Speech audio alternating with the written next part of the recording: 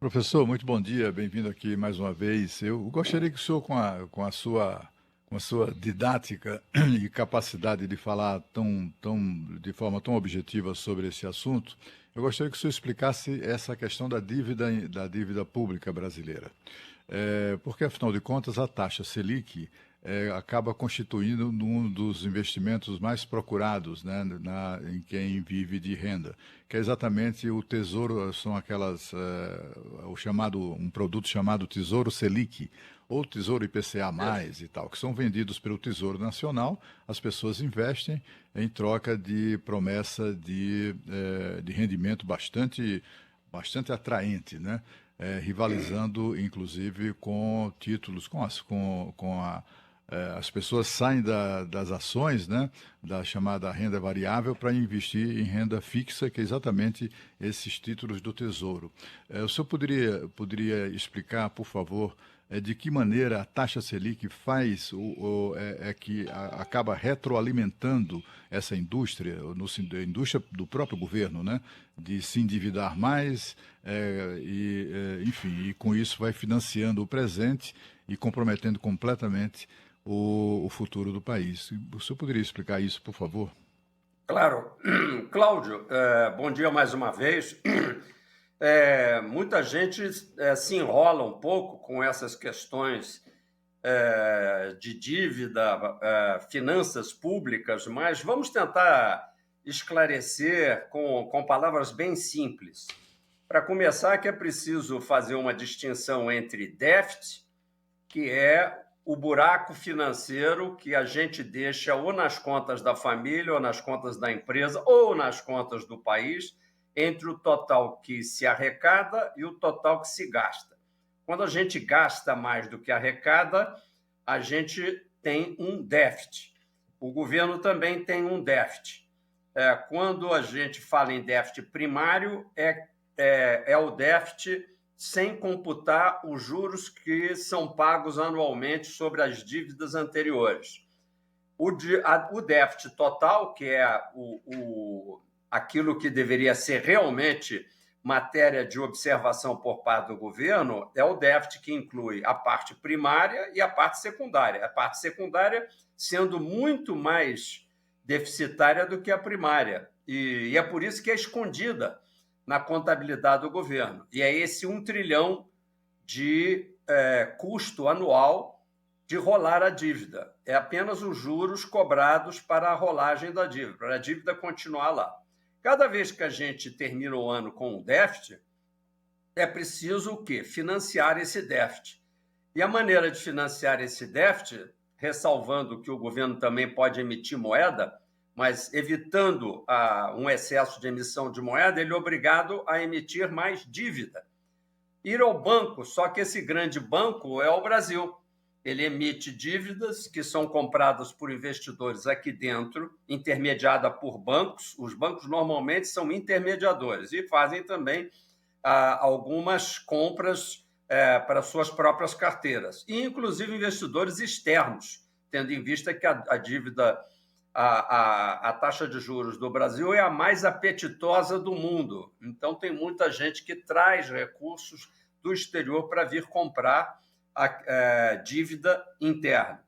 E essa dívida vai aumentando cada vez que há um déficit anual. Toda vez que há um déficit anual, há um aumento da dívida total que vai se acumulando, que já passa de 11 trilhões de reais. Portanto, 1 trilhão é o custo de rolar, que é, assim, cerca de 11, 12% de custo efetivo. Você vai me perguntar, mas se a taxa Selic está a 15, como é que o custo efetivo pode ser um pouco mais baixo? É porque tem vários papéis que foram colocados com promessa de juros diferentes desse topo de 15%. Portanto, há uma certa diferença. Mas a Selic sempre é indicativa, mais ou menos, de quanto custa rolar essa dívida. É muito importante a gente controlar a dívida pública, porque toda vez que o déficit financeiro se junta com o déficit primário, ele alimenta dívida para o ano seguinte. E no ano seguinte, a gente é um país mais endividado ainda. Essa é a razão pela qual todos aqueles que estão do lado do pagamento de tributos, somos os contribuintes, nós sofremos com isso. E como a Selic ela indica qual é a taxa mínima que é cobrada de todos os empréstimos imobiliários, de crédito direto ao consumidor, etc. e tal, quando o governo paga mais alto para rolar sua própria dívida, todos pagam mais alto por seus empréstimos. Quem é que ganha com isso, Cláudio? Que aí é que você está perguntando. Os aplicadores, que são, obviamente, uma minoria, quem tem dinheiro sobrando para fazer aplicações, quando compra um papel na faixa de 15% e há uma perspectiva de redução no futuro dessa taxa de juros, aquele papel que foi comprado a 15% de pagamento de juros sobre o total aplicado, na hora em que a taxa começa a baixar para 14, para 13, para 12, esse papel começa a se valorizar no mercado.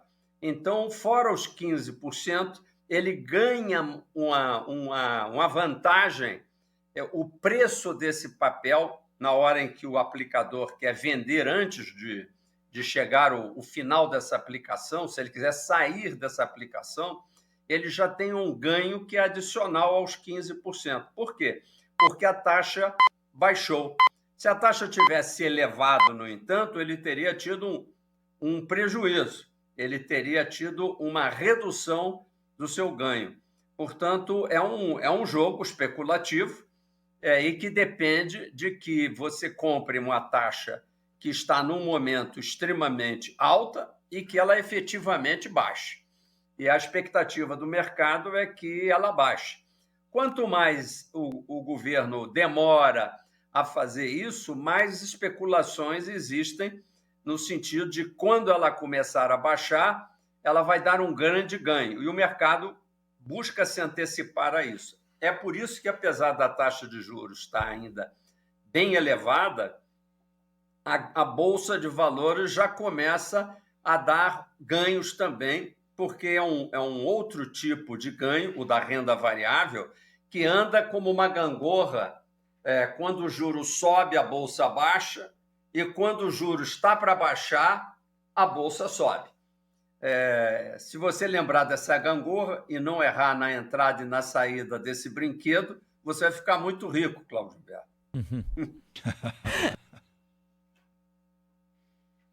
Nunca fui bom de gangorra. Você nunca foi bom de gangorra, nem nós. Os economistas normalmente gostam muito de explicar, mas às vezes perdem tempo em não aplicar.